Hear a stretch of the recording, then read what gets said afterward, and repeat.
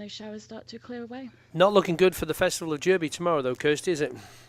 No, I'm afraid tomorrow is looking quite poor, really quite windy as well, actually. Those winds are even looking slightly stronger today than what they looked yesterday. So from the south or southeast, touching maybe near gale force in exposed spots tomorrow morning. Outbreaks of rain, particularly heavy through the morning. Does look like an improving situation, and as we get to the early part of the afternoon tomorrow, so second half of the day looking much better, but unfortunately the morning certainly looking to be quite poor, I'm afraid, Chris.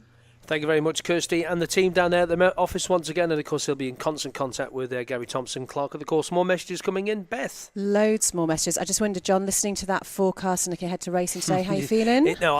His head just went down straight away. Yeah, that not was mention it. I think we deserve better. We've just had a rough week, haven't we? And it's so frustrating for you. I mean, obviously you were over during TT but not taking part, and seeing the sun cracking the flags throughout those couple of weeks, and then seeing what you're getting this week must be... Yes, I mean, it's not too bad for me, but some of them boys in the paddock have not done the right lot, and they put the heart and soul into it and probably saved up for 2 years and come a long way to ride this course, and they're just not getting the look at all. So, fingers crossed. I don't know. It's funny, this place, isn't it? We never know with the weather. It's the Isle of Man. But we are looking forward to your parade lap this afternoon, and it is, as I mentioned earlier, just a moment that is evoking so many memories for lots of people getting in touch this morning. We've had a message from Neil, says, I was the flagman at the bungalow that day in my white coat. I was stood at the end of Museum Drive, greatest TT day ever. I've never seen so many people there before or since. I also have an MHR Ducati and I'm restoring it at the moment. Good man. Oh, wow. And Gary Dickinson's been back in touch again to say, I have a Mike the Bike beanie hat. It's at my parents'. I'll try and find it and post a photo. I thought he was going to post it to you. That would have been better. He's tight as out he is. You won't get anything off him anyway. So we've got a few minutes and more to go. Quickly, let's go back to after that day then. Across the line, bike blew up. You knew that. The noise test, forget it. Yeah. When he came up the return road, as John's done so many times to win races, into the Winds enclosure, what was it like? Explain that emotion that went through you, and obviously, Pauline, you're probably listening to it on the radio too, and I was listening down the road. It was like, I don't know, I'm going to talk football and John will get annoyed now. It's like Wayne Rooney scoring Jeff Hurst scoring the World Cup winning goal. Was it like that in here?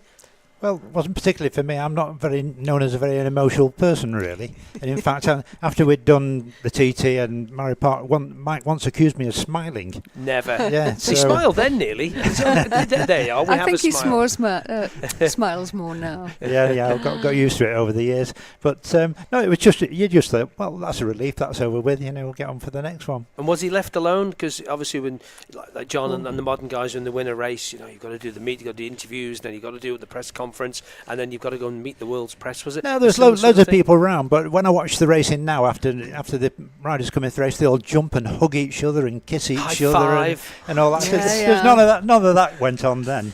We all just sort of gently shook hands and. There was probably no bonus off you. That's probably why I wasn't that bothered. I've seen that picture. He actually walked back, didn't he? Yeah. The bike stopped at the bottom, and that's right. That's one of my favourite pictures of Mike. He's walking. He's got the helmet in the hand. I think he's rubbing his head. Not that he had much hair or anything, but he was he looked really knackered. Just threw everything in the kitchen sink at it, and there's old chestnut paling grass.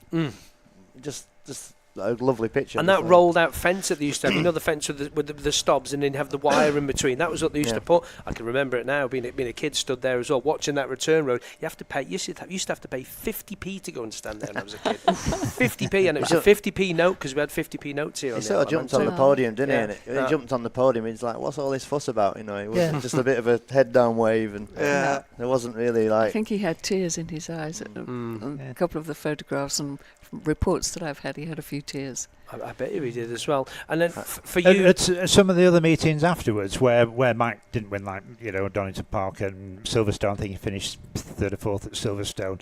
The other riders were coming up and apologising for beating him. Mike for beating him. They were saying, I didn't really want to overtake you and all that. There was such reverence for Mike at the time. Even the riders felt embarrassed to have beaten him. John, do you get that from riders? No, just saying there what he's saying there, Steve. I was talking to Joey Dunlop, and when he matched him at 14 wins, and he felt guilty, of going past, the great man's tally of wins. And I remember it was 2008. I won my 14th TT in the senior, and I rode up the pit lane, and I thought, wow, match Mike Hailwood, you know what I mean? But I've been lucky enough to meet most of the top guys, Aggo and DJ and Hizzy and all these guys. But I sort of wish Mike would have been there for some reason. I'd love to know what he would have said to me matching his 14 wins. I just wish. So I'd never met him, and obviously. He'd have been pleased for you. Do you reckon? Absolutely delighted for you. That's what I was going to say. say.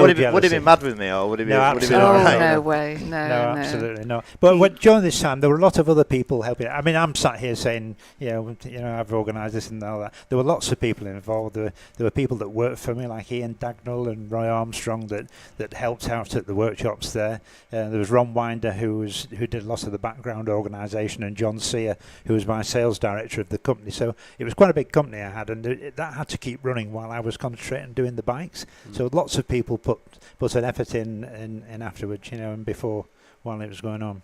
Pauline, quickly, we've got about 3 minutes or so left. Just want to ask you about your emotion. Can you relay that to the listeners out there on the day when they crossed the line, and it obviously went over Peter Neal in the commentary? Just your emotion on it. Well, of course, I was at home, and Ted McCauley had a line through to me, so I could hear it all going on. I couldn't see it, but I could hear all this cheering and the noise, and I think from everything that I see, I think Mike must have been extremely overwhelmed by everyone's support and everyone's cheering and everything. He could hear them cheering him all on the last lap, all the way around, even above a noisy bike. He could hear cheers and waves all the way around. It was an amazing day for him, and I think he was really chuffed with himself. Chuffed, I like that word. Chuffed, I like that. Beth, well, that's that's echoed by Degsy, who says, TT, my lasting memory in 1978, watching at Brandywell as you looked all the way down to the bungalow. It's wall-to-wall people, and as the great man approached, it was like a football crowd going crazy. Yeah. What a Two privilege. Football analogies on the chat show again. Oh dear, sorry, John. Yeah.